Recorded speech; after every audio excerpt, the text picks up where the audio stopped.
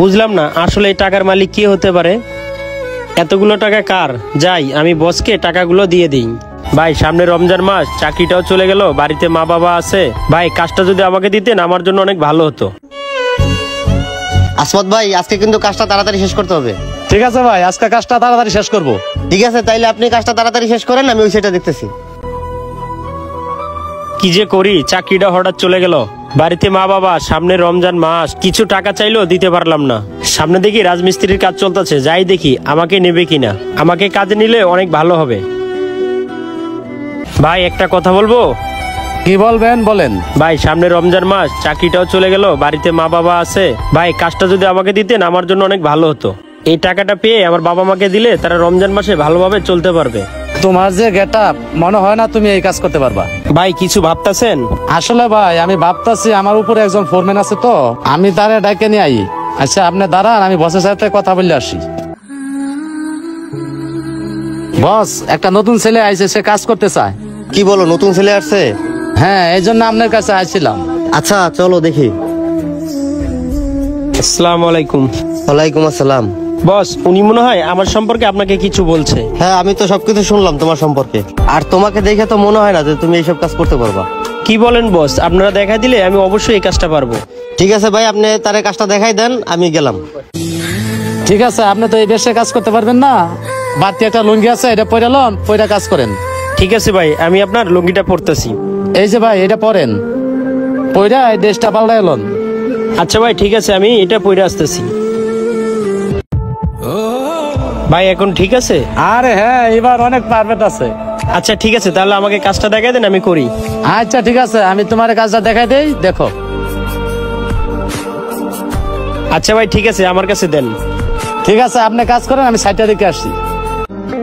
আচ্ছা ভাই যেভাবে কাজটা দেখা গেছে এভাবেই করি। মশলাটি উঠাইয়া কড়াইয়ে রাখি।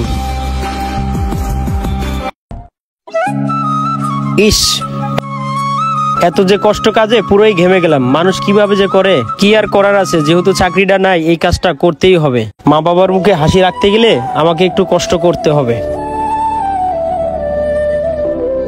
আরে এই ছেলেটা আবার কে? নতুন আইছে মনে হয়, দেখি তো। কাজকর্মে তো দেখি চালুই আছে। দেখি ফোরম্যানকে জিজ্ঞেস করে দেখি ছেলেটা কে। এই ফোরম্যান সাহেব। জি স্যার। একটা নতুন ছেলে দেখতেছি, ওরে কাজে নিয়োগ দিছে কে? স্যার, ছেলেটা অনেক গরিব, কোথাও চাকরি পাইতেছে না, দেখা ওর অভাবের কথা আমাকে বললো, তাই ওরে চাকরি দিছি। আচ্ছা, ছেলেটাকে কি তুমি ভালোভাবে চেনো? না স্যার, ছেলেটাকে তো ওইভাবে চিনি না। আচ্ছা, কারো সম্পর্কে ভালোভাবে না জেনে কাউকে কাজ দেওয়া ঠিক না।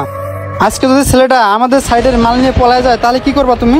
আচ্ছা শোনো, এরকম ভুল যাতে আর কখনো না হয়। আচ্ছা স্যার, তাইলে একটা কাজ করি, ছেলেটাকে ট্রাই করি, ছেলেটা কেমন। আচ্ছা, আমি তোমাকে একটা আইডিয়া দিই, তুমি ওই আইডিয়াতে কাজ করো, তাহলে বোঝা যাবে ছেলেটা কি রকম। ঠিক আছে স্যার। শোনো, আমি এখন ওর সামনে দিয়ে যাবো, আর যাওয়ার সময় কিছু টাকা ফালাই যাব, দেখি টাকাগুলো রাখে নাকি আমাদেরকে দিয়ে দেয়। আচ্ছা তাহলে তুমি সাইডটা দেখো, আমি সামনে থেকে আসি। কি ব্যাপার, ওখানে এতগুলো টাকা পড়ে আছে? যাই তো দেখি, টাকাগুলো উঠিয়ে হাতে নেই, দেখি কার। যাই তাড়াতাড়ি গিয়ে টাকাগুলো আমি হাতে নেই। বুঝলাম না আসলে এই টাকার মালিক কে হতে পারে। এতগুলো টাকা কার? যাই আমি বসকে টাকাগুলো দিয়ে দিই। ওই যে বসরে দেখা যায়। বস এদিকে একটু আসবেন, কিছু কথা আছে। সোহেল বলো। আমি এখানে কাজ করতেছিলাম, হঠাৎ দেখি আমার সামনে কিছু টাকা পড়ে আছে, জানি না এই টাকাটা কার। আরে ছেলেটা দেখি টাকাগুলো ফোরম্যানকে দিতেছে। বস এই টাকাগুলো আপনার কাছে রাখেন। আচ্ছা ঠিক আছে, দাও। আচ্ছা যাই তো দেখি ওদের কাছে। এই আশাস সাহেব, এখানে কি আছে? না মানে স্যার। স্যার আমি বলতাছি। তোমার বলতে হবে না, বিষয়টা আমার জানা আছে।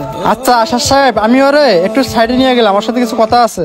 আল্লাহ, আমি কোনো অন্যায় করে ফেললাম নাকি? তোমার নাম কি? মোহাম্মদ সোহেল। আচ্ছা, তুমি কি লেখাপড়া করছো? আর কোন ক্লাস পর্যন্ত পড়ছো? জি স্যার, আমি লেখাপড়া করছি, এসএসসি পাস। সোহেল, আমি তোমার একটা পরীক্ষা নিচ্ছি, আর সেই পরীক্ষাতে তুমি পাশ করছো। আরে স্যার এটা কি বলতাছে?